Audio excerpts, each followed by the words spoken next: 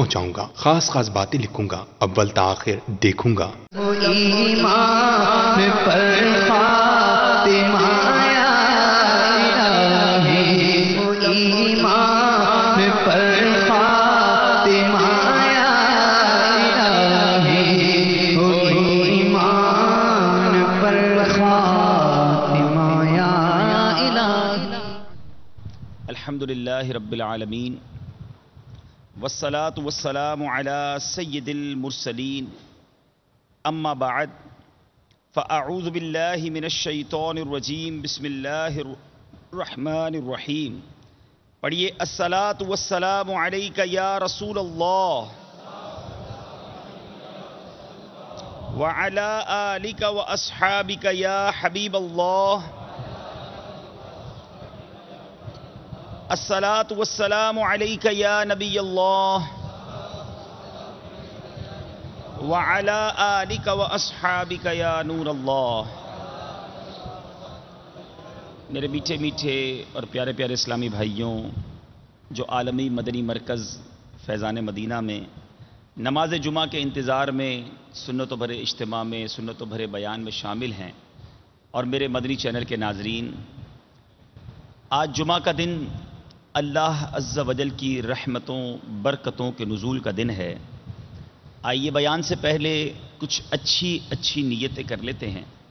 سرکار مدینہ راحت قلب و سینہ صلی اللہ تعالی علیہ وسلم کا فرمان عظمت نشان ہے، نیت المؤمن خیر من عملی، کہ مومن کی نیت اس کے عمل سے بہتر ہوتی ہے۔ سب سے پہلے یہ نیت کرتے ہیں کہ اللہ کی رضا کے لیے اول تا آخر بیان میں شرکت کروں گا، گفتگو سے بچتے ہوئے، ادھر ادھر دیکھنے سے بچتے ہوئے، ممکن ہوا تو بیان کی تعظیم کی نیت سے دو زانو بیٹھ کر بیان سنوں گا۔ تو آپ میں سے جن جن کے لیے ممکن ہو وہ دو زانو بیٹھ جائیں۔ موبائل فون کے استعمال سے بھی بچوں گا، تو موبائل فون بھی سائلنٹ کر کے اپنے جیب میں ڈال لیجئے۔ درود پاک پڑھنے کے بے شمار فضائل و برکات ہیں۔ عام دنوں میں درود پاک پڑھیں تو بھی رحمتیں برکتیں لوٹتے چلے جائیں، مگر اسپیشلی بالخصوص جمعہ کے دن درود پاک پڑھنا یہ بہت خاص ہے۔ یعنی جمعہ کا دن اور شب جمعہ، جمعرات کی رات اور جمعہ کا دن، درود پاک کے اتنے فضائل ہیں کہ جب درود پاک کے فضائل پر کتاب لکھی جاتی ہے تو اس میں ایک الگ عموماً باب باندھا جاتا ہے کہ شب جمعہ اور جمعہ والے دن درود پاک پڑھنے کی الگ سے فضیلتیں۔ تو اس قدر اہم ہے آج کا دن درود پاک پڑھنے کے حوالے سے۔ حضرت ابو ہریرہ رضی اللہ تعالی عنہ سے مروی ہے، فرماتے ہیں رسول اللہ صلی اللہ تعالی علیہ وسلم نے فرمایا، الصلاۃ علی نور علی الصراط فمن صلی علی یوم الجمعۃ 80 مرۃ غفرت لہ ذنوب 80 عاما۔ یعنی میرے آقا نے فرمایا، مجھ پر درود پڑھنا ہے، اور جو جمعہ کے دن مجھ پر 80 مرتبہ درود پڑھے گا اس کے 80 سال کے گناہ معاف کر دیے جائیں گے۔ اب اس قدر بابرکت جمعہ کے دن درود پاک زیادہ سے زیادہ پڑھنا چاہیے۔ ایک اور حدیث پاک سنیے، اور دیکھیں اللہ کی رحمت، کام تھوڑا ثواب زیادہ، مشقت تھوڑی اجر زیادہ۔ دنیا میں نوکری کرنے والے کو اس کو زیادہ پیسے ملتے ہیں جو کام بھی زیادہ کرے۔ جتنی محنت، جتنی مشقت، جتنا اوور ٹائم لگاتا ہے اس کو پیسے زیادہ ملتے ہیں، مگر رب کی رحمت دیکھو، درود پڑھنے میں ٹائم ہی کتنا لگتا ہے۔ 80 بار درود پاک، 80 سال کے گناہ معاف۔ ایک اور حدیث پاک، حضرت علی رضی اللہ تعالیٰ عنہ نے ارشاد فرمایا، میرے آقا علیہ الصلوۃ والسلام کی جو ہے وہ روایت بیان کرتے ہیں، من صلی علی النبی صلی اللہ علیہ وسلم، مولا علی فرماتے ہیں، یوم الجمعۃ 100 مرۃ، جس نے جمعہ کے دن 100 مرتبہ نبی کریم صلی اللہ علیہ وسلم پر درود پڑھا، جاء یوم القیامۃ ومعہ نور لو قسم ذلك النور بین الخلق کلہم لوسعہم، کہتے ہیں جب 100 مرتبہ درود پڑھا، وہ قیامت کے دن اپنے ساتھ ایک ایسا نور لے کر آئے گا، اگر اسے تمام مخلوق میں تقسیم کر دیا جائے تو بھی کافی ہوگا، اتنا نور لے کر آئے گا۔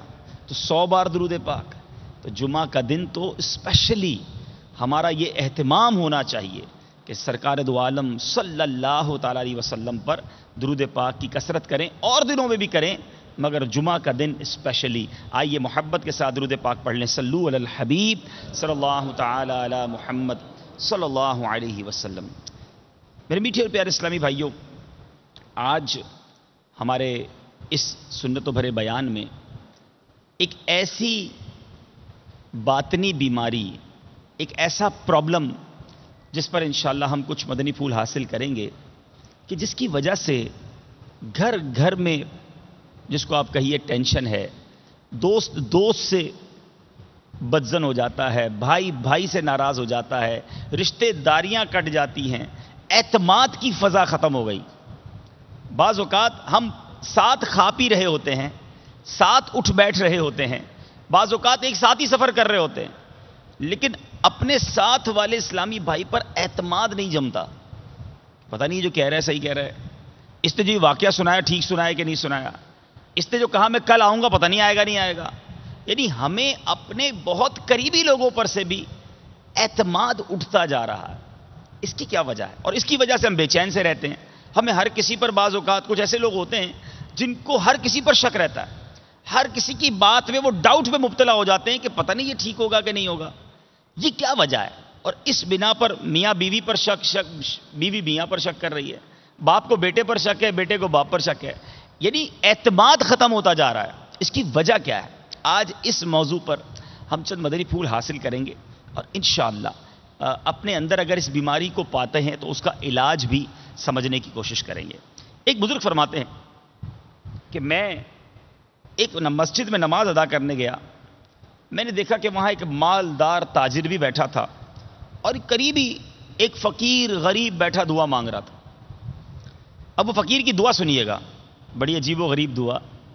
مسجد میں بیٹھ کر دعا مانگ رہا ہے، یا الہی آج میں نے اس طرح کا کھانا اور اس قسم کا میں نے حلوہ کھانا ہے، یعنی مثال کے طور پر یا اللہ آج میں نے بریانی کھانی ہے اور گاجر کا حلوہ کھانا ہے، میں مثال دے رہا ہوں، کسی قسم کے کھانے اور کسی قسم کے حلوے کی وہ دعا کر رہا تھا۔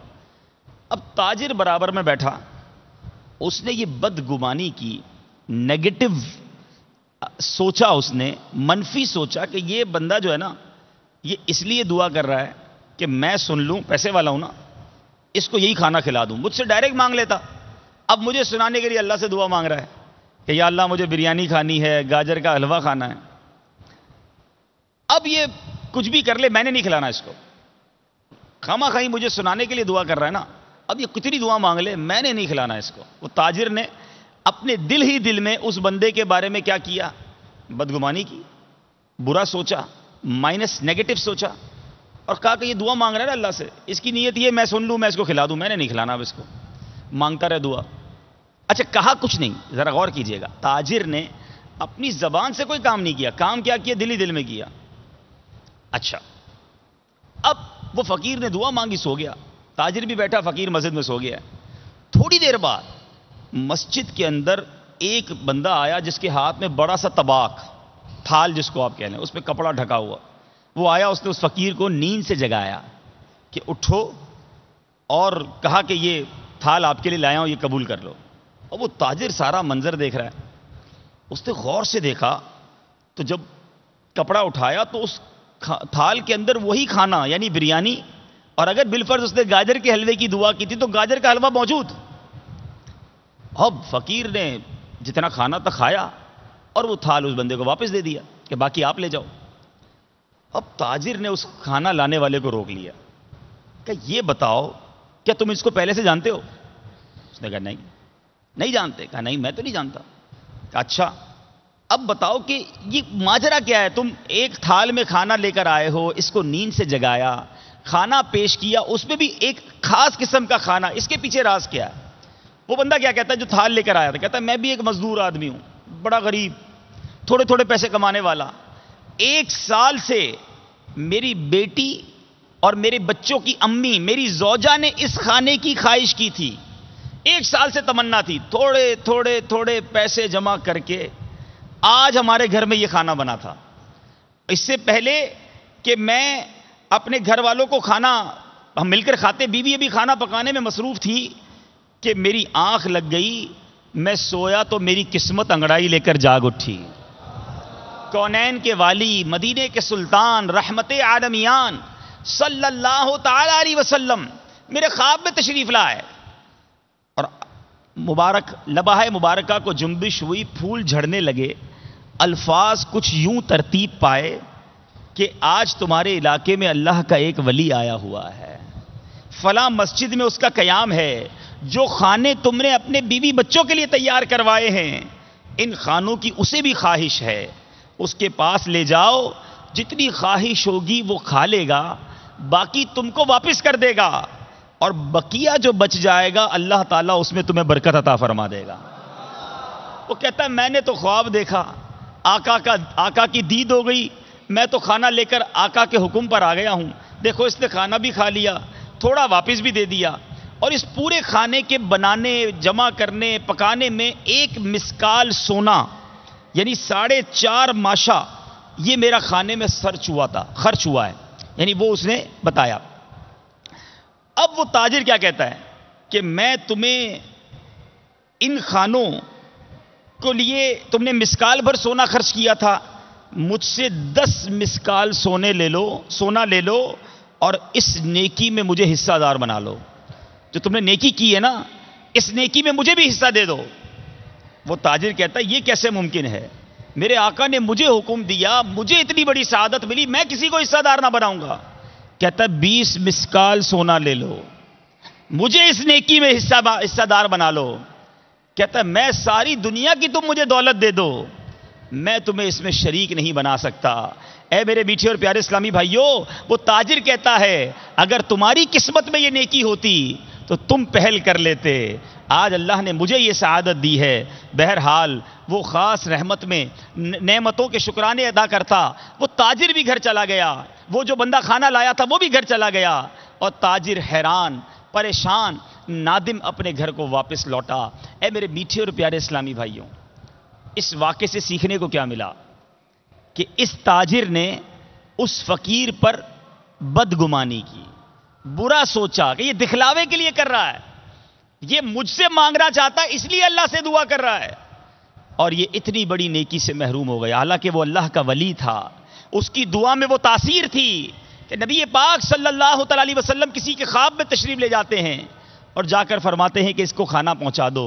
تو اے میرے میٹھے اسلامی بھائیوں، سیکھنے کو یہ ملا کہ بدگمانی اچھی چیز نہیں، کسی کے بارے میں برا گمان نہیں ہونا چاہیے۔ آج ہمارے معاشرے کا پرابلم یہ ہے، ہم سے کوئی بات کرے تو لگتا ہے جھوٹ بول رہا ہے، ہمیں کوئی کہے کہ جناب میں یہ کر آیا ہوں، میں لگتا ہے نہیں یہ بھی غلط بول رہا ہے۔ آج ہمارے سامنے کوئی عبادت کرے تو ہمارے مسلمان بھائی اس کے بارے میں یہ بدگمانی کرتے ہیں، مجھے دکھانے کے لیے عبادت کر رہا ہے، یہ رو رہا ہے نا، یہ مجھے دکھانے کے لیے رو رہا ہے، یہ فلاں مسجد بنائیے لوگوں کو دکھانے کے لیے بنائیے، پتہ چلا اس نے تو نیکیاں کر لی، اور ہم منفی سوچ کر، ہم بدگمانی کر کے جہنم میں لے جانے والے کاموں میں مصروف ہو گئے۔ آج مسلمانوں کی بہت بڑی اکثریت، ہماری سوچ ہی مائنس شروع ہوتی ہے، نیگیٹو سے شروع ہوتی ہے۔ آئیے آج کچھ گمان کے بارے میں سنیے کہ گمان ہونا چاہیے، کسی کے بارے میں سوچ ہونی چاہیے، تو وہ کیسی ہونی چاہیے؟ بدگمانی اچھی چیز نہیں، نیگیٹو اپروچ اچھی چیز نہیں۔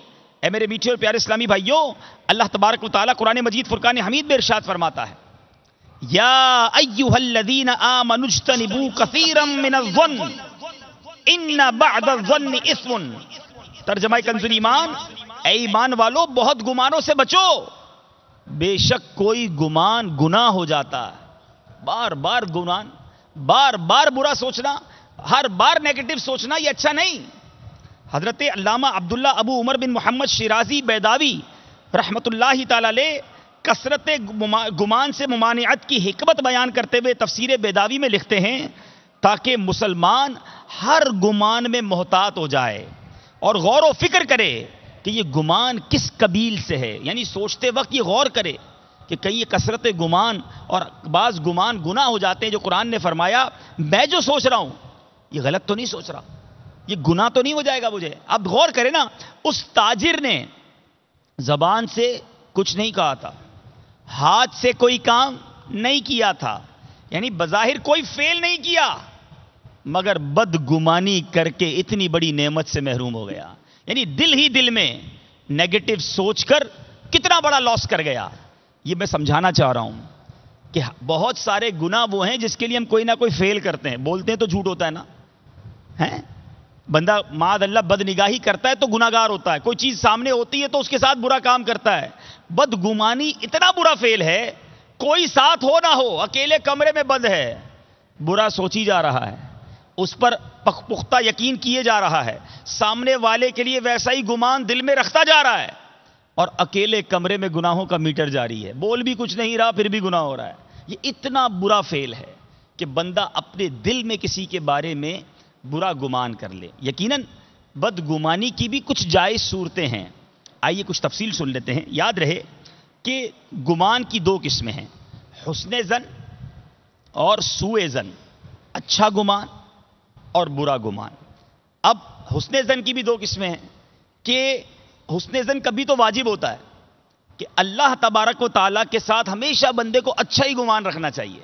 معاذ اللہ رب کے بارے میں تو برا گمان کا سوچ بھی نہیں سکتا نا، اللہ تو ماں سے زیادہ چاہنے والا ہے. رب کے بارے میں آلویز ہمیشہ یہ گمان ہونا چاہیے کہ میرا رب جو کرتا ہے صحیح فرماتا ہے، جو ہمارے حق میں بہتر، جو اسے ہمارے لیے بہتر معلوم، وہ بہتر حکمت والا، اس کے لیے اچھا گمانی رکھنا.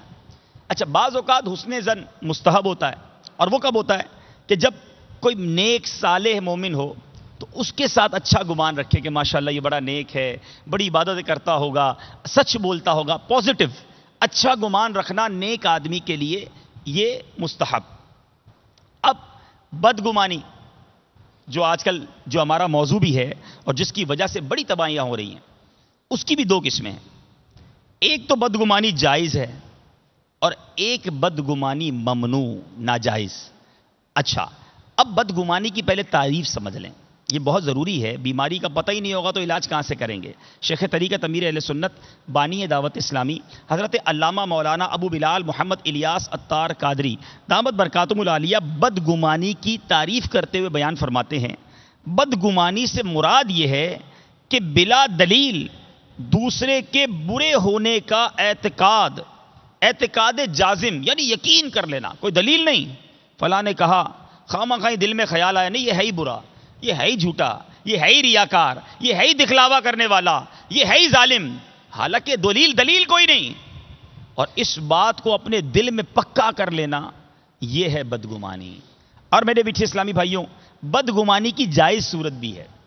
اس کی جائز صورت کیا ہے کہ فاسق کے معلن کے ساتھ ایسا گمان کرنا جیسے افعال اس سے ظہور پاتے ہوں. مثال کے طور پہ صدر الشریعہ بدر الطریقہ مفتی محمد امجد علی اعظمی صاحب بحر شریعت لکھتے ہیں، بے شک مسلمان پر بدگمانی حرام ہے مگر جبکہ کسی قرینے سے اس کا ایسا ہونا ثابت ہوتا ہو تو اب حرام نہیں. مثلا کسی کو شراب خانے میں آتے جاتے دیکھ کر یہ خیال کرنا کہ یہ شراب پینے والا ہے تو اب بدگمانی ناجائز نہیں، کیونکہ آپ نے اس کو شراب خانے میں آتے جاتے دیکھا ہے. اسی طرح بدگمانی کرنے والے کا قصور نہیں، یہ شراب خانے میں جانے آنے والے کا قصور ہے. اس کو ایسی جگہ نہیں جانا چاہیے تھا کہ لوگ میرے بارے میں بدگمانی کریں. یعنی یہ بھی خیال کرنا ہے کہ ایسی جگہ جانے آنے سے خود کو بھی بچائیں، چاہے وہ شراب نہیں پیتا، مگر اگر کوئی باہر دیکھے گا، اب کسی کو آپ سنیما گھر سے نکلتا ہوا دیکھیں اور اب بندہ کہ یہ فلم دیکھ کے آ رہا ہے تو یہ گناہگار نہیں ہے، کیونکہ اس کو سوچنا چاہیے تھا کہ بھلے اگر میں کسی اور کام سے گیا تھا مجھے سنیما گھر نہیں جانا چاہیے تھا. آپ بات سمجھ رہے ہیں؟ لیکن بہتر تو یہاں بھی یہی ہے کہ بندہ بدگمانی نہ کرے، کوئی نہ کوئی اس کا پازیٹو حل سوچ لے کہ نہیں ہو سکتا ہے کسی اور کام سے گیا ہو، لیکن یہاں یہ گناہگار نہیں ہوگا اگر یہ اس کے بارے میں بدگمان ہو جاتا ہے. اسی طرح میرے میٹھے اور پیارے اسلامی بھائیوں، ایک اور بڑی اہم بات یاد رہے کہ گناہ کرنے والے اہل معصیت اور اعلانیہ جو گناہ کرتے ہیں ان کے بارے میں بدگمانی جائز ہونے کا یہ مطلب نہیں ہے کہ ہم ان کی بدگوئی اور عیب اچھالنا شروع کر دیں. بلکہ ایسی صورت میں رضائے الہی کے لیے صرف دل میں انہیں برا سمجھا جائے گا کہ برا فیل کرنے والا ہے، لیکن اس کا مطلب یہ نہیں ہے کہ کسی کو برا کام کرتے دیکھا تو اب میسج چلانا شروع کر دیے، فون کرنا شروع کر دیا، پتہ چلا فلاں بندہ یہ کرتا ہے، بدگمانی تو جائز ہے ایسے لوگوں کی؟ نہیں، بدگمانی جائز ہونا اور ہے اور کسی کے عیب اچھالنا اور ہے۔ روایتوں میں آتا ہے جو بندوں کے عیب چھپاتا ہے اللہ تعالیٰ اس کے بھی عیب چھپاتا ہے۔ جو بندوں کے عیبوں کی تلاش میں رہتا ہے، جو لوگوں کے عیب اچھالتا ہے، اس کے عیب بھی لوگوں کے سامنے کھول دیے جاتے ہیں۔ آج کسی کے عیب کسی کو بتاتے ہوئے ہمیشہ یہ سوچنا کہ میں اور آپ عیب سے خالی نہیں، میرے اور آپ کی خطائیں کم نہیں، اس مسلمان اس میرے بھائی کے عیب کھل گئے، لوگوں کو پتہ چل گیا، میرے عیبوں پر پردہ ڈلا ہوا ہے، کسی کو معلوم نہیں ہے، تو کبھی بھی کسی کے عیب اچھالنے والے نہ بننا۔ پتہ بھی چل جائے نا کہ کسی کے بیٹے نے یہ کیا، معاذ اللہ کسی کی بیٹی کے ساتھ یہ معاملہ ہو گیا، کسی کی بہن کے ساتھ یہ معاملہ ہو گیا، فلاں کے گھر میں یہ مسئلہ ہو گیا، ہمیں کیا ضرورت ہے کسی اور کو بتانے کی؟ یہاں تو مرچ مسالے لگا کر مزے لے لے کر دوسروں کی کہانیاں بتائی جاتی ہیں۔ پتہ چلا فلاں کے ساتھ یہ ہو گیا، پتہ چلا اس نے ایسا کر دیا، ہاں اس کے بیٹا نے، بڑی باتیں کرتا تھا نا، اس کے بیٹے نے یہ کام کیا ہے۔ استغفر اللہ، آج تم یہ دوسروں کو عیب بتا رہے ہو، کسی مسلمان کی عزت کو پامال کر رہے ہو، کل اگر تمہارے عیبوں سے پردہ اٹھ گیا تو پھر کس کو منہ دکھاؤ گے؟ عربی کا ایک مقولہ ہے، من داہی کا دوہی کا، جو کسی پر ہنسا کل اس پر بھی ہنسا جائے گا۔ آج جو کسی پر مذاق اڑا رہا ہے، کسی کی فلم لگا رہا ہے، کسی کے عیب اچھال رہا ہے، اسے اس بات سے لرز جانا چاہیے کہ کہیں ایسا نہ ہو کل اس کے بارے میں بھی یہی ہو رہا ہو۔ تو ہمیں عیب چھپانے والا، لوگوں کی پردہ پوشی کرنے والا بننا چاہیے۔ تو بہرحال بدگمانی کی بات ہو رہی ہے، سرکار دو عالم صلی اللہ تعالی علیہ وسلم کا فرمان سنیے۔ میرے آقا مدینے والے مصطفیٰ صلی اللہ تعالی علیہ وسلم نے ارشاد فرمایا، ہر مسلمان کی عزت، مال اور جان دوسرے مسلمان پر حرام ہے۔ اب یہاں یہ سوچنا ہے، اس میں عزت بھی ہے، اس میں جان بھی ہے، اس میں مال بھی ہے۔ جو مال چھینتے ہیں مسلمان کا، جو مال غصب کرتے ہیں مسلمان کا، وہ بھی سوچ لیں یہ حرام۔ جو معاذ اللہ کسی کی جان پر حملہ کرتے ہیں یہ بھی حرام، اور جو عزتوں پر حملہ کرتے ہیں یہ بھی حرام۔ ان تینوں باتوں سے مسلمان کو بچنا چاہیے۔ میرے میٹھے اور پیارے اسلامی بھائیوں، ایک اور بھی صورت ہے بدگمانی کی، اور یہ بھی جائز ہے۔ بعض اوقات کسی سے کاروبار بندہ کرتا ہے اور اس کاروبار میں اپنی طرف سے احتیاطیں کرتا ہے، پارٹنر بنا رہا ہوتا ہے، تو اب اسے یہ ٹینشن ہوتی ہے میرے پیسے نہ لے جائے، میرے حصے کا مال بھی یہ نہ لے جائے۔ اب یہ ایک طرح کی تو بدگمانی ہے نا، لیکن اس طرح کے نقصان سے بچنے کے لیے اگر بندہ کوئی احتیاطی تدابیر اختیار کرتا ہے تو علماء اس کے لیے جائز قرار دیتے ہیں کہ یہ بدگمانی جائز ہے، کیونکہ یہ اپنے مال کو بچانے کے لیے کر رہا ہے۔ تو اس طرح کے جب نقصان کا احتمال ہو تو وہاں اس طرح کرنا یہ جائز۔ اور اسی طرح میرے میٹھے اسلامی بھائیوں، اب آئیے، یہ تو ہو گئی بدگمانی کی جائز اور ناجائز صورتیں۔ اب یہ کتنا بڑا گناہ ہے؟ ہم نے ایک تو قرآن پاک کی آیت سنی، سرکار دو عالم صلی اللہ تعالی علیہ وسلم کا فرمان سنیے، میرے آقا کا فرمان عبرت نشان، بدگمانی سے بچو، بے شک بدگمانی بدترین جھوٹ ہے، یعنی جھوٹ کی بھی بدترین قسم ہے۔ اسی طرح آقا مدینہ صلی اللہ تعالی علیہ وسلم کا فرمان، جس نے اپنے مسلمان بھائی سے برا گمان رکھا، بے شک اس نے اپنے رب سے برا گمان رکھا۔ اب وہ میرے بھائی اور وہ میری اسلامی بہنیں غور کریں کہ جن کی سوئی ہی نیگیٹو سے شروع ہوتی ہے، کسی کو فون کیا، فون نہیں اٹھایا، ہاں بھائی ہمارا نمبر دیکھ کر نہیں اٹھا رہا ہوگا، بڑا آدمی ہو گیا ہے، پہلے تو ہمیں خود فون کرتا تھا، اب کریں پھر بھی نہیں اٹھاتا، کنجوس ہے، واپسی کال بھی نہیں کرتا۔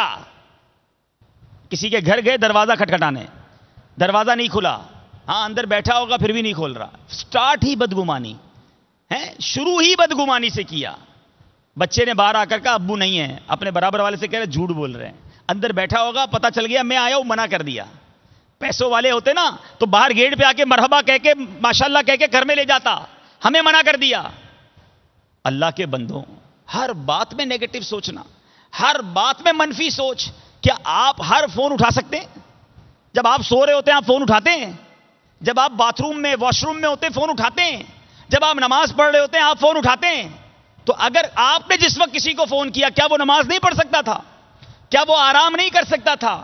کیا وہ واش روم میں نہیں ہو سکتا تھا؟ کیا آپ کا اور دنیا کے ہر اسلامی بھائی کا فون اٹھانا اس پر واجب ہے؟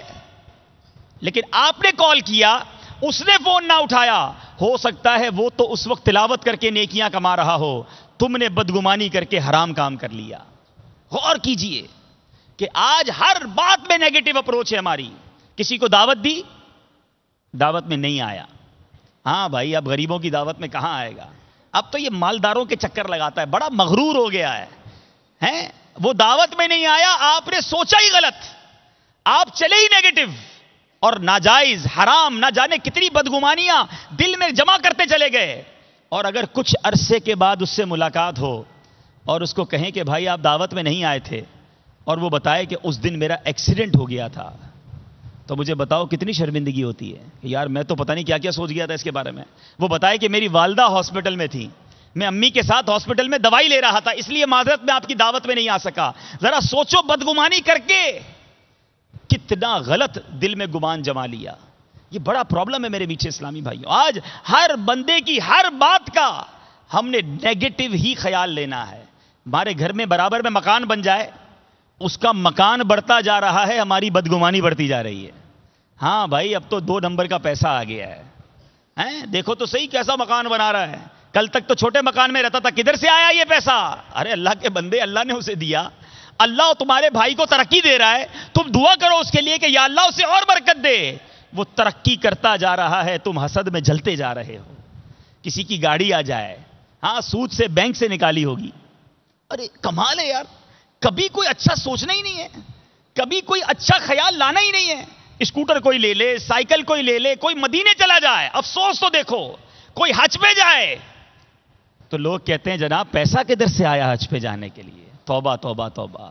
ایک طرف تو ہم خود کہتے ہیں کہ جنہیں بلایا مصطفیٰ نے وہی مدینے کو جا رہے ہیں، اور دوسری طرف کوئی عمرے اور حج پر چلا جائے تو اب اس کے بارے میں بدگمانی شروع۔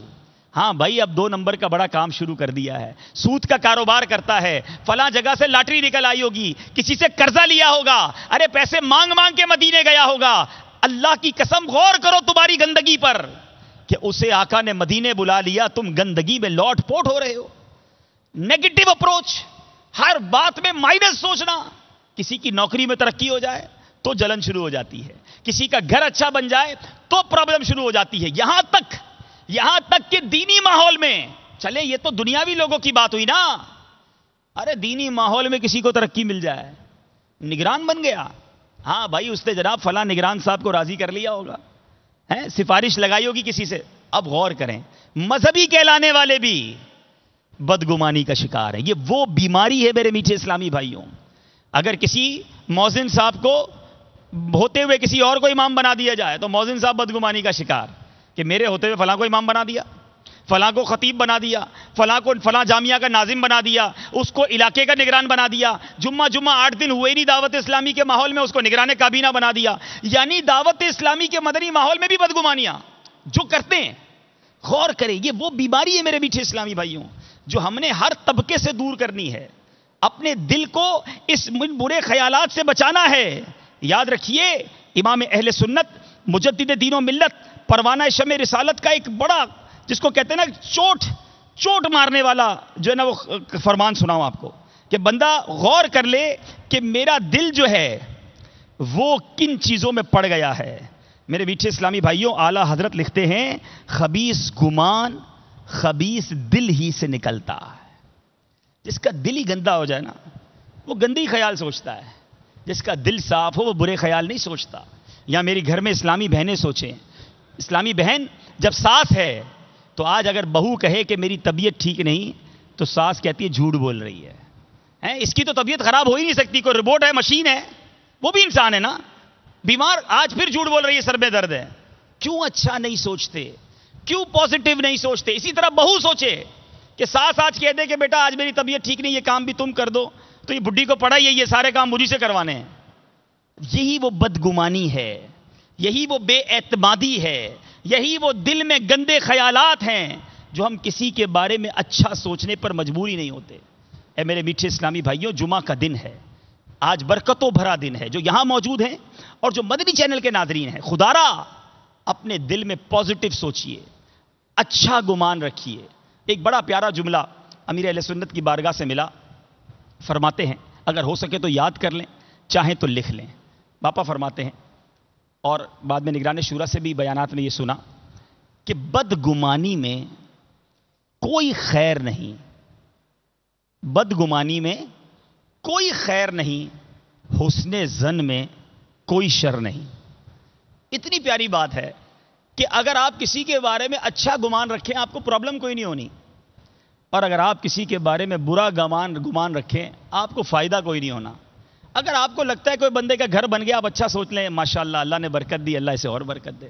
کوئی مدینے جا رہا ہے آپ دعا کریں, یا اللہ اس کو بھیجا مجھے بھی کر, مجھ پر بھی کرم فرما دے. کسی کی ترقی ہو رہی ہے آپ اچھا گمان رکھیں. لیکن یہاں اسٹارٹ ہی, اب آپ مثال کے طور پہ فون کرتے ہیں کہ فون نہیں اٹھاتا تو کہ یہ اچھی بات ہے یہ سوچنا کہ اس نے میرا نمبر دیکھ کر نہیں اٹھایا.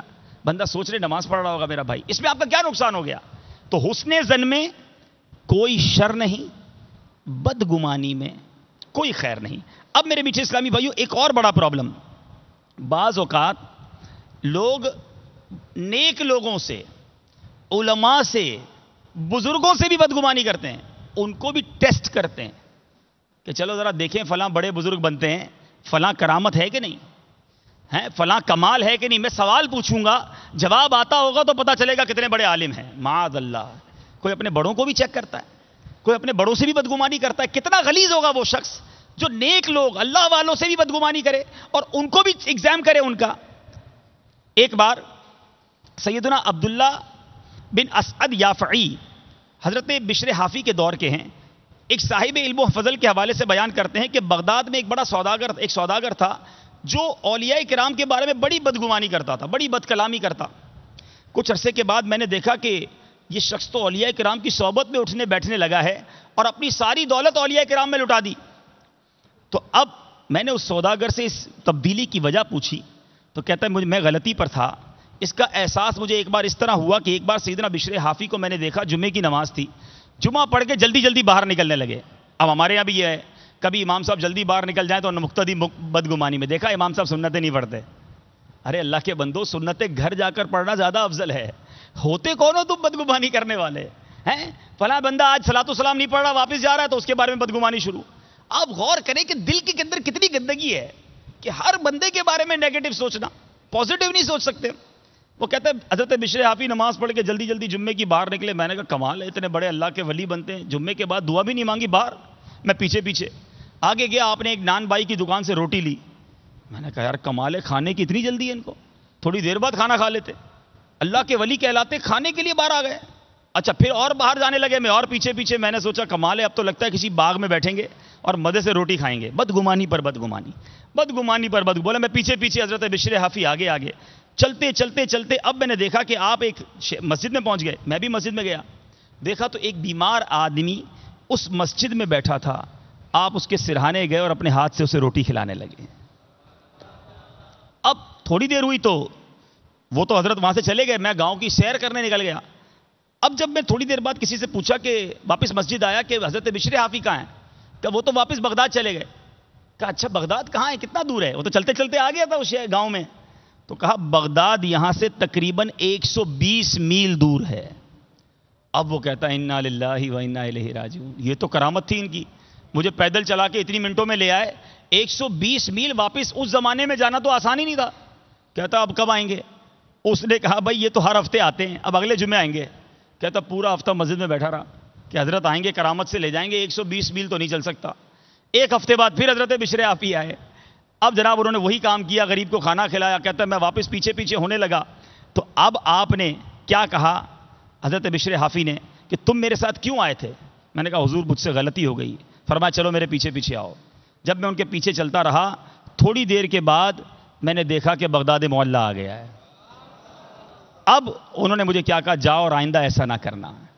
اب اس کے بعد اس نے توبہ کی اور اولیاء کرام کا غلام بن گیا. پتہ چلا اللہ والوں کو چیک نہیں کیا جاتا, اللہ والوں کو ٹیسٹ نہیں کیا جاتا.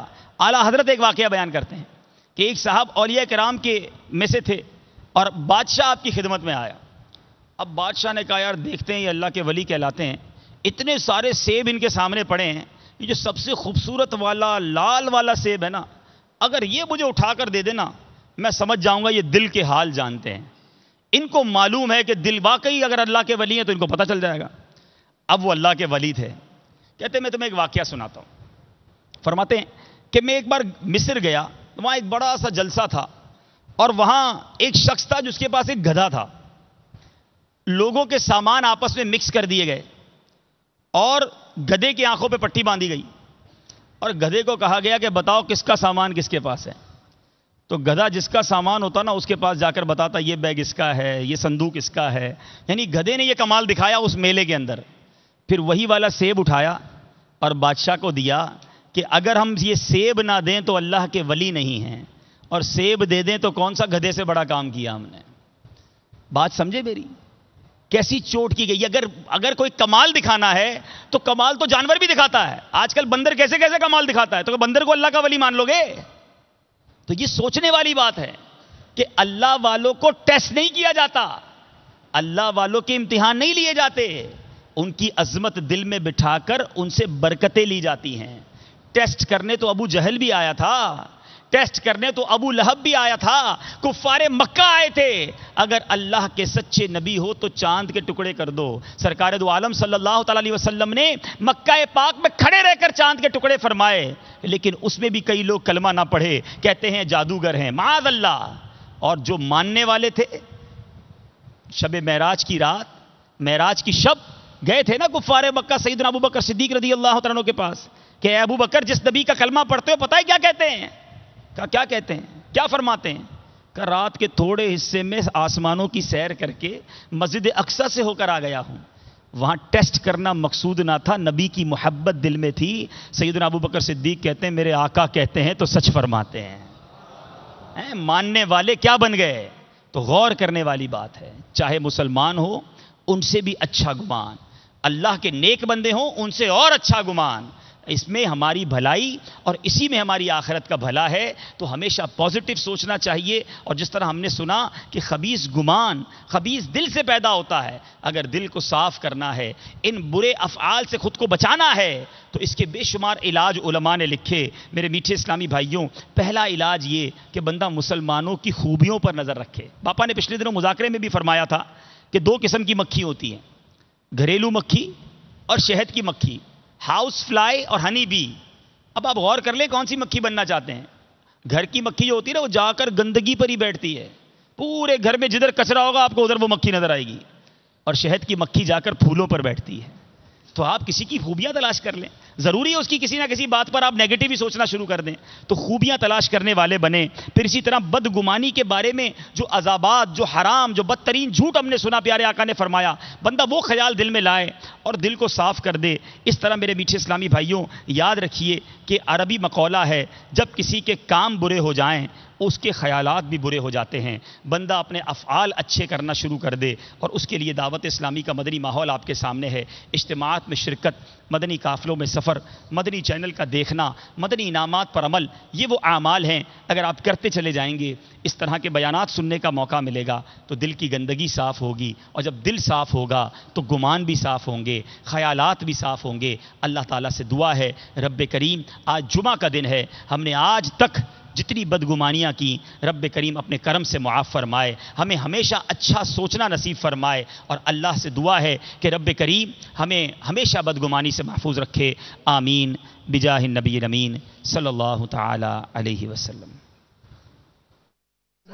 ایمان پر خاتمہ یا الہی، ایمان پر خاتمہ یا الہی، ایمان پر خاتمہ یا الہی۔ میں مبلغ بنوں سنتوں کا، خوب چرچا کروں سنتوں کا، ہو کرم بہر خاک مدینہ۔ الحمدللہ رب العالمین، والصلاة والسلام علی سید المرسلین، اما بعد فاعوذ باللہ من الشیطان الرجیم، بسم اللہ الرحمن الرحیم الصلاۃ والسلام علیک یا رسول اللہ وعلی آلک واصحابک یا حبیب اللہ الصلاۃ والسلام علیک یا نبی اللہ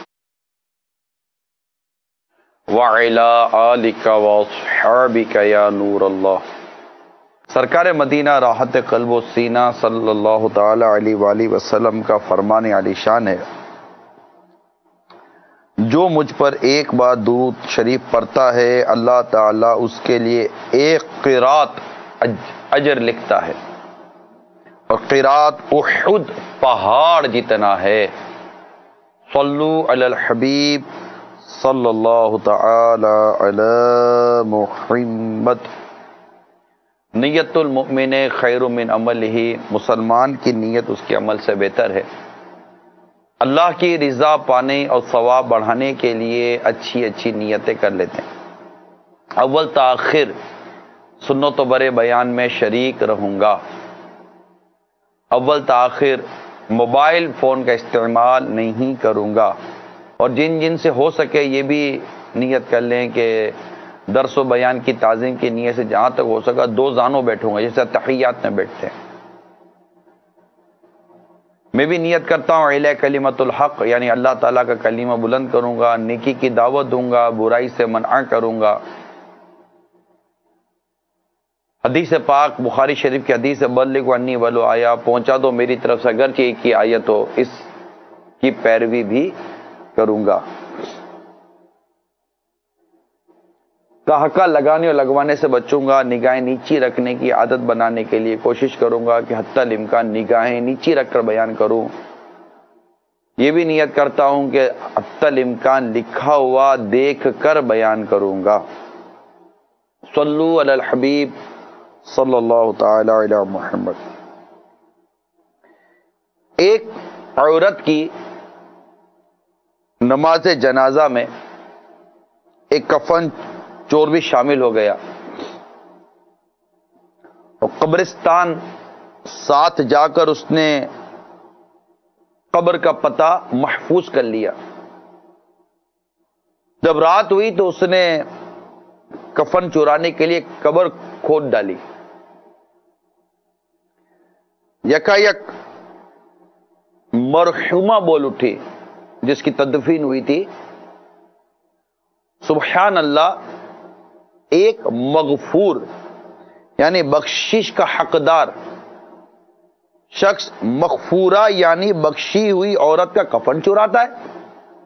سن، اللہ تعالیٰ نے میری بھی مغفرت کر دی اور ان تمام لوگوں کی بھی جنہوں نے میرے جنازے کی نماز پڑھی، اور تو بھی ان میں شریک تھا۔ یہ سن کر اس نے فوراً قبر پر مٹی ڈال دی اور سچے دل سے تائب ہو گیا۔ صلو علی الحبیب صلی اللہ تعالی علی محمد۔ مکرانہ راجستھان ہند حامدی کابینہ میں جمع ہونے والے اسلامی بھائیوں اور مدنی چینل کے ناظرین، آپ نے دیکھا کہ جنازے میں شرکت کرنے کی کس قدر برکت سامنے آئی۔ جی ہاں، آج ہمارا جو موضوع ہے وہ جنازے سے متعلق ہے۔ جنازہ، نماز جنازہ۔ شاید ہی کوئی ایسا گھر ہے جس سے جنازہ نہ اٹھاؤ، شاید ہی کوئی ایسا محلہ ہو جس میں نماز جنازہ نہ ہوئی ہو، اور شاید ہی اس اجتماع میں ایسا کوئی اسلامی بھائی جو جس نے جنازہ نہ دیکھا ہو۔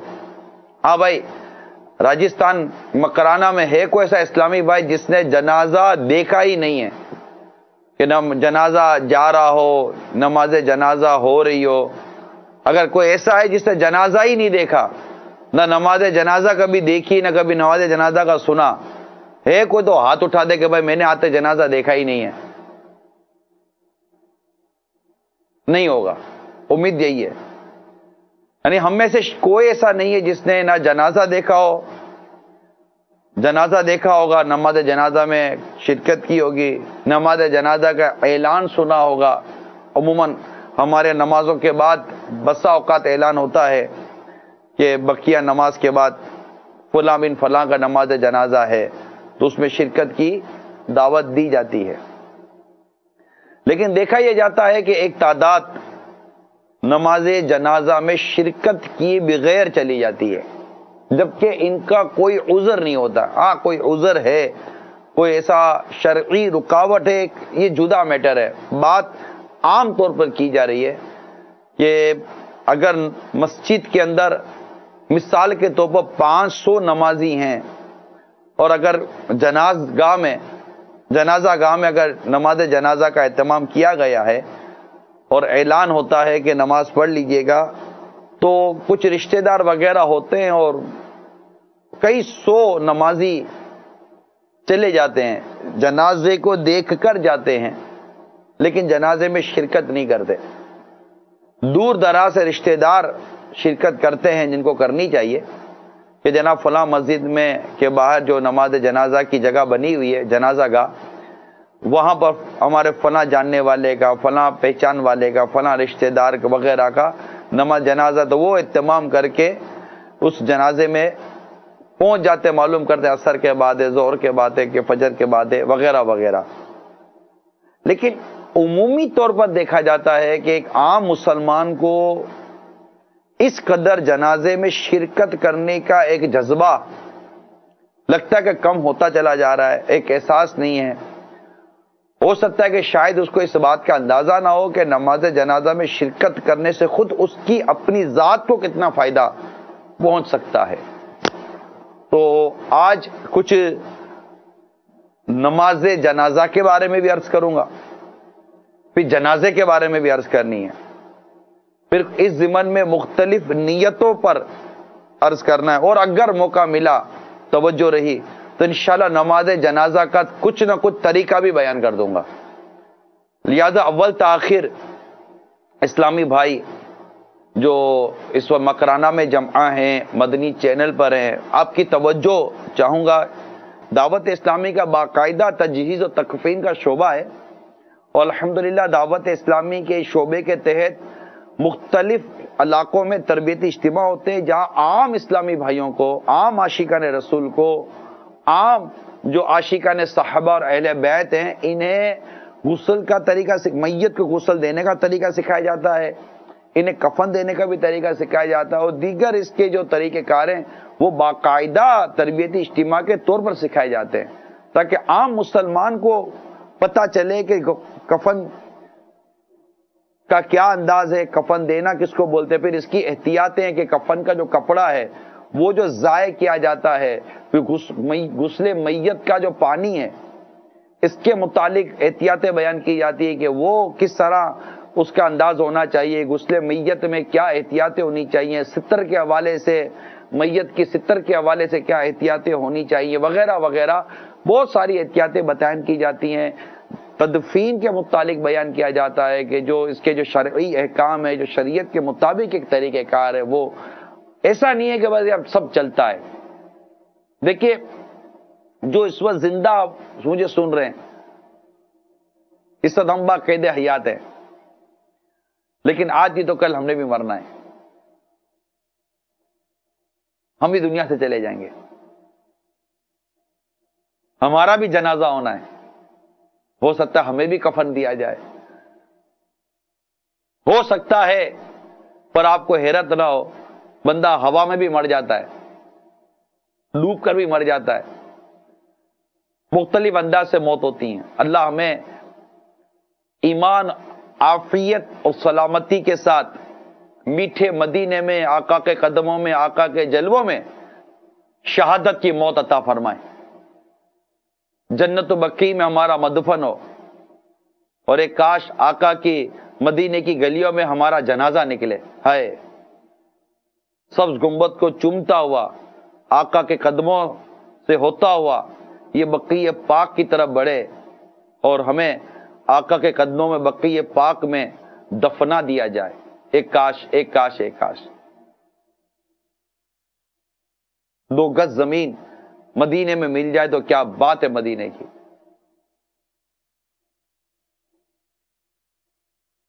نہ دولت دے نہ ثروت دے, مجھے بس یہ سعادت دے.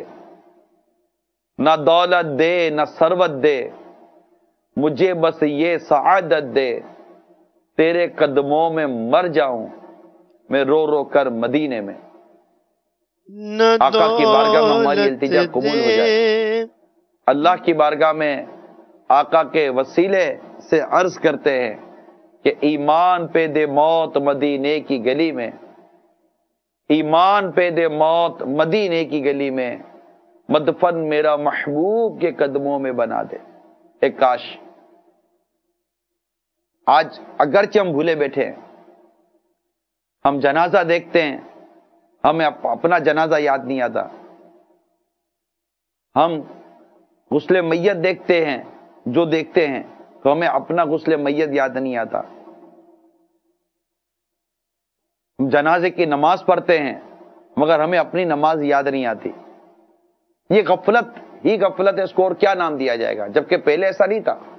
پہلے کے دور میں تو لوگوں کا مزاج بالکل مختلف تھا. جی ہاں, کہ میرے آقا امام غزالی علیہ رحمت اللہ الوالی لکھتے ہیں کہ حضرت ابو ہریرہ رضی اللہ تعالی عنہ سے مروی ہے, جب آپ کسی جنازے کو دیکھتے تو فرماتے جاؤ ہم بھی پیچھے آ رہے ہیں. کیا ہم کبھی یہ سوچتے ہیں جنازے میں ہم نے بھی شرکت تو کی ہے نا؟ بھائی کس کس نے جنازے میں شرکت کی ہے؟ ذرا مکرانہ راجستھان کے اسلام میں ہاتھ تو اٹھائیں. آج تک کس کس نے جنازے میں شرکت کی ہے؟ آج یہ دیکھیے, ہم کہہ سکتے ہیں کہ ایک چند ہی لوگ ہوں گے, اٹھا کر رکھیں ہاتھ, چند ہی لوگ ہوں گے کہ جنہوں نے جنازے میں شرکت شاید نہیں کی ہوگی. تقریباً نماز جنازہ میں شرکت کی سعادت حاصل کی ہے. اب سنتے رہیے, اب ہم نے جو جنازے میں شرکت کی, اب جو مدنی چینل کے ناظرین جتنے ہمارے ساتھ ہیں وہ بھی سوچئے کہ جنہوں نے نماز جنازہ میں شرکت کی, اب یہ سنیے کہ کیا ہماری ایسی کیفیت رہی؟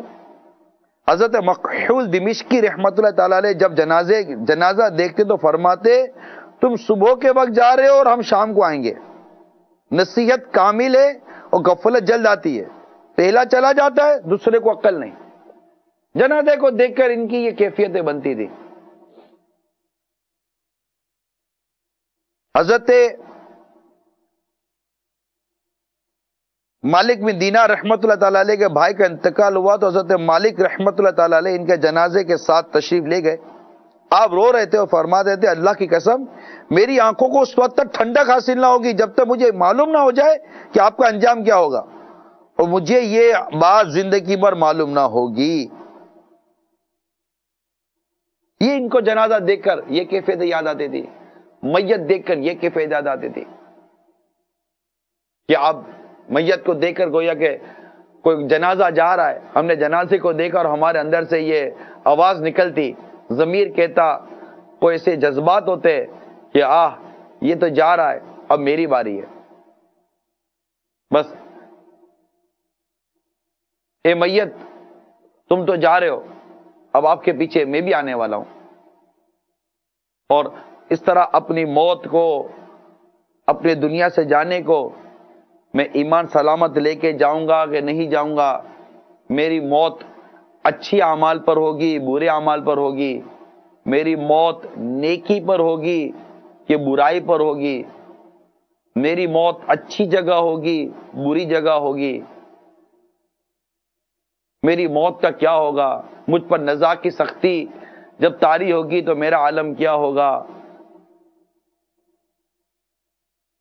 مجھے جو قبر میں لٹایا جائے گا تو میرا عالم کیا ہوگا. کیونکہ ہم تو قبرستان بھی جاتے ہیں نا. کون کون قبرستان گئے آپ تدفین جنازے کو قبر میں, میت کو قبر میں اترتے ہوئے کس کس نے دیکھا ہے؟ آپ میں سے ہے کوئی جو قبرستان بھی گیا ہو اور اس نے مطلب کہ وہ میت کو قبر میں اترتے ہوئے دیکھا ہو؟ مکرانہ راجستھان کے جو ہمارے اسلامی بھائی ہیں, اگر آپ قبرستان بھی گئے اور آپ نے تدفین میں حصہ بھی لیا ہے تو میں بھی دیکھ لوں کہ کون کون قبرستان تک گیا ہے. اگر ممکن ہو تو مجھے مکرانہ راجستھان کے اسلامی بھائیوں کی زیارت کروا دی جائے. قبرستان بھی گئے آپ اور آپ نے میت کو تدفین یعنی دفن ہوتے ہوئے دیکھا ہے، ٹھیک ہے۔ اب آپ اور ہم یہ سوچیں کہ کیا کسی میت کا قبر میں اترنا یعنی مردے کا قبر میں اترنا ہم نے دیکھا، ہم نے اس پر مٹی بھی ڈالی ہوگی، ہم نے کبھی اس وقت اپنے آپ کو یاد کیا کہ کل اس جگہ مجھے بھی ہونا ہے؟ جس طرح اس پر سیلیں لگائی جا رہی ہیں، اس کو قبر میں پاٹا جا رہا ہے، اس کو قبر میں بند کیا جا رہا ہے، کل یہ کام میرے ساتھ بھی ہونا ہے، تو ہم اس وقت اس ماحول میں نہیں ہوتے۔ پہلے کے لوگ جنازے کو دیکھ کر، قبرستان کو دیکھ کر، قبروں کو دیکھ کر، میت کو دیکھ کر رویا کرتے تھے، اپنی کیفیت کو یاد کر کے رویا کرتے تھے کہ میرا کیا بنے گا، یہ تو اپنی منزل گزار چکا، یہ موت کے فرشتے کو دیکھ چکا، یہ نزا کی سختیوں سے نکل چکا، یہ اپنے انجام کے معاملے کے جو مراحل تھے اسے گزر چکا، اب تو میری باری ہے۔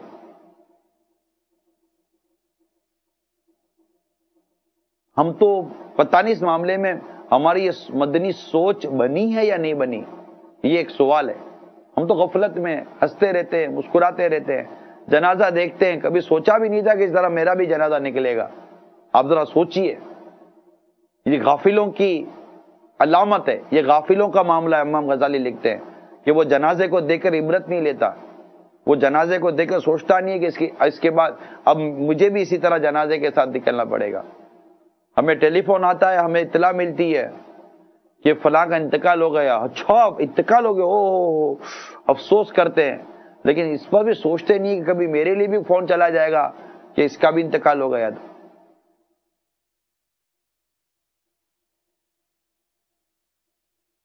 کبھی نوجوان کا انتقال ہوتا ہے تو کبھی جوان کا انتقال، کبھی بچے کا تو کبھی بوڑھے کا۔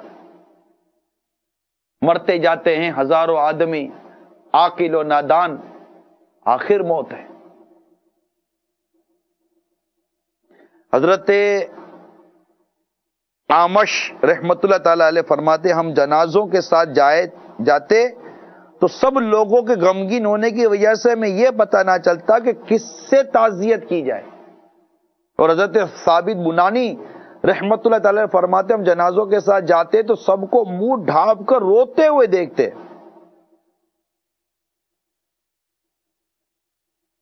اپنے حالات پر روتے تھے۔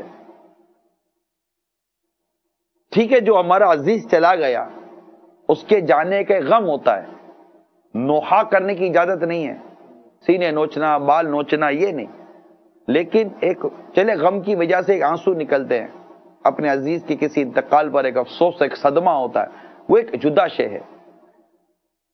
لیکن اپنی موت کو یاد کر کر اس وقت کون روتا ہوگا؟ ایسے خوش نصیب کتنے ہیں کہ جو کسی کی موت کا سن کر اپنی موت کو یاد کریں، کسی کے جنازے کو دیکھ کر اپنے جنازے کو یاد کریں، کسی کے غسل میت کو دیکھ کر اپنے غسل میت کو یاد کریں،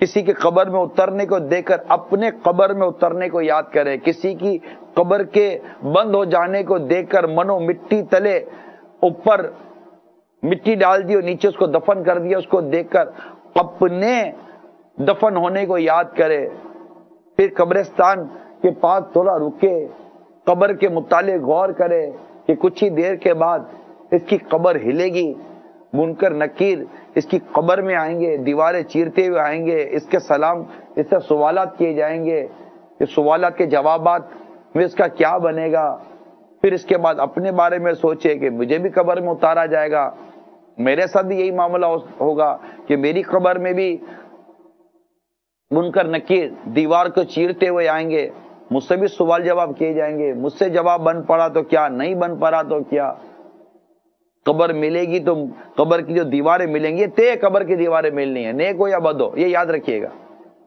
نیک ہو یا بد ہو، برا ہو یا اچھا ہو، قبر کی دیواریں ملیں گی، قبر نے دبانا ضرور ہے۔ اب یہ بندہ سوچے کہ مجھے جو قبر کی دیواریں ملیں گی جو دبائے گی تو وہ اس طرح دبائے گی جیسے ماں بچھڑے لال کو دباتی ہے، یا اس طرح دبائے گی جیسے مجرم کو دباتی ہے کہ دونوں پسلیاں ٹوٹ کر ایک دوسرے میں پیوست ہو جائیں گی، مجھے قبر کیسے دبائے گی؟ ارے یہ کبھی ہم نے سوچا ہے؟ جو بیان اس وقت میں آپ کو عرض کر رہا ہوں یہ کبھی ہم نے سوچا ہے؟ کبھی اس پر ہم نے کبھی غور کیا ہے؟ اور کبھی اس خوف سے ہماری آنکھوں سے آنسو نکلے ہیں؟ کبھی اس معاملے کا تصور کر ہم نے رب تعالیٰ سے عافیت کی، سلامتی کی دعائیں کی ہیں؟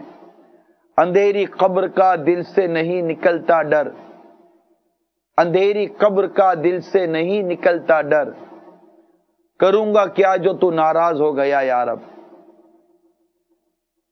اس طرح آدمی سوچتا رہے کہ میرا بنے گا کیا، اور ہمارے بزرگوں کی کیفیتیں کیا ہوا کرتی تھی جنازے کو دیکھ کر، قبر کو دیکھ کر۔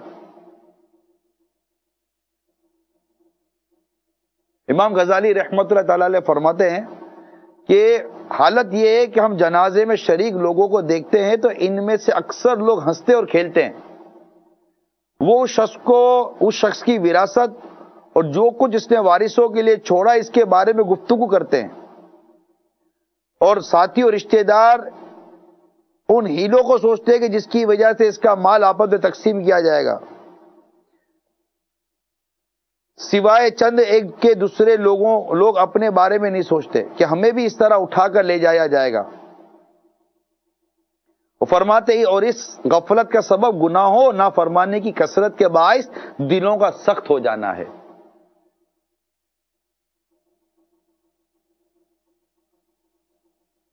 حتیٰ کہ ہم اللہ تعالیٰ اور آخرت کے دن کو بھول گئے اور خوفناک منظر بھی یاد نہ رہا جو ہمارے سامنے ہے، بس ہم کھیل کود میں لگ گئے، غافل ہو گئے اور بے مقصد باتوں میں مشغول ہو گئے۔ تو امام غزالی رحمۃ اللہ تعالی علیہ کیا فرماتے ہیں احیاء العلوم 4 جلد میں، جہاں یہ جنازے اور موت اور قبر کا بیان ہے، امام غزالی فرماتے ہیں کہ یہ کیوں ہو رہا ہے، ہماری غفلت کیوں ہے؟ ارے قبرستان جا کر بھی لوگ مذاق مسخری کر رہے ہوتے ہیں، گھڑیاں دیکھ رہے ہوتے ہیں، طرح طرح کی باتیں، مطلب جس بس میں ہم قبرستان جا رہے ہوتے ہیں اس بس میں بیٹھے ہوئے لوگوں کی بھی حالت غفلت بھری ہوتی ہے، یہاں تک کہ بس میں جہاں جنازہ رکھا جاتا ہے آگے کے حصے میں عموماً، اور وہاں جو لوگ جمع ہوتے ہیں تو وہ جنازے کو دیکھ کر مطلب کوئی خوف خدا یا کوئی عبرت کہ یار مجھے بھی اسی طرح جانا پڑے گا، اور اس معاملے میں غور و خوض، تو پھر اس وقت کوئی ایسا پرسوز انداز تو پرسوز کلام، یا بس میں ہی کوئی ایسا انداز ہو، کوئی عاشق رسول اٹھے اور ایسا کوئی کلام پڑھے تو لوگ بور ہو جائیں گے، اس کو بٹھا دیں گے، یار چھوڑو بھائی کیا کر رہے ہو۔ اس میں بھی ٹیلی فون، موبائل، یعنی میت سامنے رکھی ہوئی ہے، تمہارے کاروبار کی باتیں چل رہی ہیں، یہ لیا وہ لیا، ہاں کیا ہوا دکان کھولی، ہاں یار بس وہ جنازے میں آیا ہوں، بس جنازے میں آئے، دکان کھول کے رہے، دیکھ اس کو ٹائم دیا ہے، وہ پارٹی آنے والی، آگے پیچھے نہ ہو جائے۔ میں یہ نہیں کہتا کہ آپ جو کر رہے ہو یہ ناجائز ہے، یہ جائز ہے، اس کی بحث میں نہیں پڑا، لیکن اللہ کے بندو اس وقت جنازہ سامنے ہے، میت سامنے ہے، تمہیں موت یاد نہیں آ رہی، تمہیں قبر یاد نہیں آ رہا، تمہیں نزا کی سختیاں یاد نہیں آ رہی، اس موقع پر بھی یاد آ رہا ہے تو تمہیں تمہارا کاروبار یاد آ رہا ہے، دکان یاد آ رہی ہے، ڈیلنگ یاد آ رہی ہے، پارٹی یاد آ رہی ہے، گھاک یاد آ رہا ہے، یہ سب یاد آ رہا ہے۔ اب ہمارے بزرگوں کا یہ انداز نہیں تھا، جو غفلت بھرا انداز، ہنسنے کھیلنے والا انداز ہمارا، جو اس وقت جنازے کو دیکھ کر جو ہمارے جو کیفیات غفلت بڑھی ہیں، امام غزالی رحمت اللہ تعالی علیہ اس کا مقصد، جس کا سبب یہ بیان کر رہے ہیں کہ اس غفلت کا سبب گناہوں نافرمانی کی کثرت کے باعث دلوں کا سخت ہو جانا ہے۔ یعنی ہم بولے یار ایسا کیوں ہو رہا ہے ہمارے ساتھ، یہ امام غزالی نے اس کا سبب بتایا کہ گناہوں کی وجہ سے، اللہ کی نافرمانی کی وجہ سے ہمارے دل سخت ہو گئے، اور یہ دل سخت ہونے کی وجہ سے ہمیں جنازہ دیکھ کر بھی عبرت نہیں مل رہی ہے۔ ابھی دلوں کی سختی کا علاج یقیناً اللہ کی نافرمانی سے بچنا ہے۔ ہمیں رقت قلبی نہیں ملتی، سوز و گداز نہیں ملتا، عبرت والی آنکھ نہیں ملتی، عبرت والی سوچ نہیں ملتی، یعنی مدنی سوچ ہماری نہیں بنتی۔ جنازے کو دیکھ کر بالکل غفلت غفلت غفلت غفلت غفلت غفلت غفلت غفلت، یہاں تدفین کے بعد آئے اور آنے کے بعد وہی مطلب وہ جو ہمارے نہیں عموماً ٹینٹ وغیرہ دری وغیرہ لگاتے ہیں اور بیٹھے ہوئے وہاں اخبار لگے ہوئے ہوں گے، اخبار 2 5 10 لا کر رکھ دیے جائیں گے، چاہے وہ سوئم میں آئے ہو یا تیجے میں آئے ہو یا میت کے بعد آئے ہوئے ہوں، اخبار رکھ دیے جائیں گے، پھر کھول کر اخبار پڑھیں گے، پھر وہ سیاسی بحثیں ہو جائیں گی، ملکی اور بین الاقوامی بحثیں ہوں گی. ارے اللہ کے بندو، ابھی مردہ دفن کر آئے ہو، ابھی میت دفن کر آئے ہو، کچھ تو سوچو. اپنی موت کو ایسا بھول گئے ہم لوگ یار، ہمیں صرف جنازہ ہی نظر آیا، اس جنازے کو دیکھ کر اپنا جنازہ یاد نہ آیا، قبر پر تبصرہ کرنا ہی آیا، پھر جو میت گئی اس کے متعلق تبصرہ کریں گے، یہ ساری چیزیں ہوں گی. قبر روزانہ یہ کرتی ہے پکار، مجھ میں ہے کیڑے مکوڑے بے شمار، یاد رکھ میں ہوں اندھیری کوٹھری، مجھ میں ہوگی تجھ کو سن وحشت بری، میرے اندر تو اکیلا آئے گا، ہاں مگر اعمال لیتا آئے گا، کام مال و زر وہاں نہ آئے گا، یاد رکھ غافل انسان پچھتائے گا. دلا غافل نہ ہو یکدم یہ دنیا چھوڑ جانا ہے، بغیچے چھوڑ کر خالی زمین اندر سمانا ہے. تیرا نازک بدن بائی جو لیٹے سیج پھولوں کی، یہ ہوگا ایک دن تنہا اسے کیڑوں نے کھانا ہے. تو اپنی موت کو مت بھول کر سامان چلنے کا، تو اپنی موت کو مت بھول کر سامان چلنے کا، زمین کی خاک پر سونا ہے اینٹوں کا سرانا ہے. غلام ایک پل نہ کر غفلت، حیاتی پر نہ ہو گرا، خدا کی یاد کر ہر دم کے جس نے کام آنا ہے. ہاتھی جیسوں کو پچھاڑا موت نے، کھیل کتنوں کا بگاڑا موت نے. موت آئی پہلواں بھی چل دیے، خوبصورت نوجوان بھی چل دیے.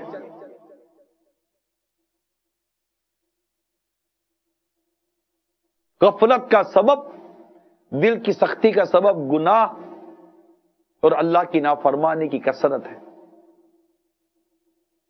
توبہ کر لیتے ہیں. نماز قضا کرنے پر، گانے باجے سننے پر، بد نگاہیاں کرنے کی وجہ سے، جھوٹ بولنے کی وجہ سے، غیبت و چگلی کی وجہ سے، نہ جانے کن کن گناہوں کی وجہ سے ہمارے قلب کی سختی بڑھتی چلی جا رہی ہے. آقا کی بارگاہ میں امیر سنت عرض کرتے ہیں، المدد یا شہ ابرار مدینے والے، المدد یا شہ ابرار مدینے والے، قلب سے خوف خدا دور ہوا جاتا ہے. لاؤں وہ اشک کہاں سے جو سیاہی دھوئیں، گندگی میں میرا دل حد سے بڑھا جاتا ہے. سلسلہ آہ گناہوں کا بڑھا جاتا ہے، نت نیا جرم ہر ایک آن ہوا جاتا ہے. اعلی حضرت امام اہل سنت لکھتے ہیں، نفس یہ کیا ظلم ہے، جب دیکھو تازہ جرم ہے، یعنی جب دیکھو نیا، نت نیا انوکھا قسم کا فریش بالکل نیا گناہ ہم سے ہو ہی رہا ہوتا ہے. روزانہ کوئی نیا گناہ، روزانہ کوئی نیا گناہ، نئے نئے گناہوں کی ایجاد کیے چلے جا رہے ہیں. کیا آپ کو پتا نہیں ہے؟ نفس یہ کیا ظلم ہے، جب دیکھو تازہ جرم ہے. مجھے نہ تو وہاں پہ اتنا بوجھ بھاری، واہ واہ.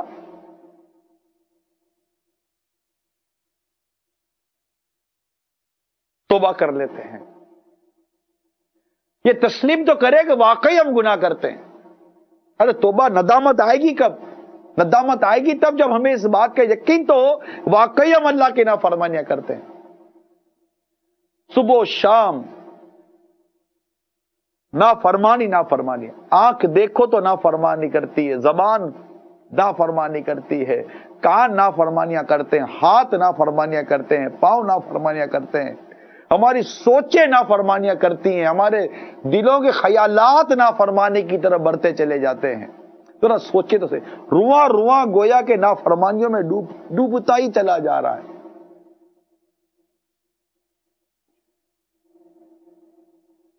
ہمیں احساس تو ہو، اعلی حضرت نے ہماری تعلیم کے لیے احساس دلایا، آپ نے اپنے لیے عاجزی کی ہے لیکن ہمیں احساس دلایا ہے. لکھتے ہیں ہو بار گناہ سے نہ خجل دوش عزیزاں، ہو بار گناہ سے نہ خجل دوش عزیزاں، للہ میری نعش ہو اے جان چمن پھول. یعنی جب میرے عزیز میرا جنازہ اٹھانے والے جب میرا جنازہ اٹھائیں تو میرے گناہوں کے بوجھ سے ان کے کندھوں میں کو تکلیف نہ ہو جائے.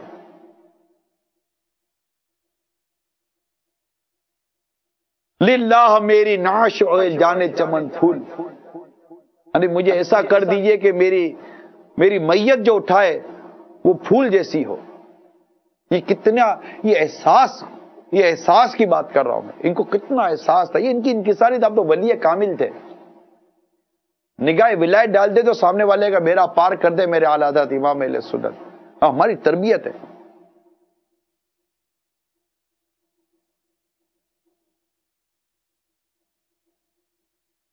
ہمارے تو روز گناہ ہی گناہ ہے، روز گناہ ہی گناہ ہے. اب جنازہ دیکھیں، میت دیکھیں، غسل دیکھیں، غسل میت دیکھیں، کفن دیکھیں، دفن دیکھیں. کیا یہ گناہوں کی نحوست جو دل پر طاری ہے، جو دل کی سختی کا سبب بنتی ہے. اور پھر قبرستان میں بھی کھیل تماشے اور مستی مذاق چھوٹتی ہے. جنازے میں بھی یہی حال ہوتا ہے. جنازہ دیکھ کر بھی چلے جاتے ہیں، باہر بیٹھے ہوئے گپے مارتے رہتے ہیں، لیکن یہ ثواب کمانے کے لیے نہیں رکتے. کیفیت ہماری نہیں بنتی.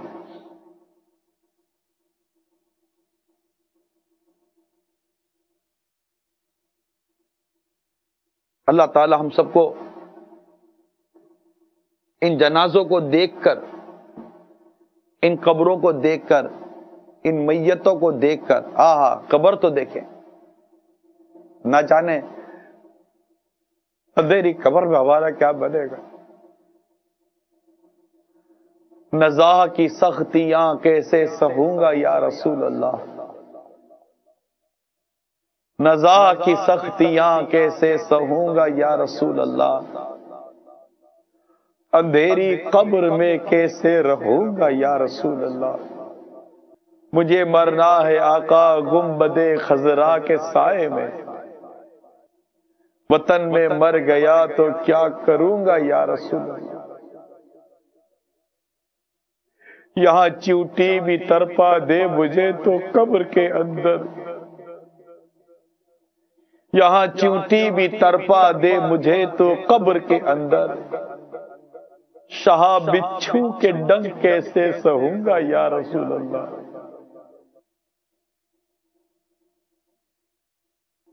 شاہ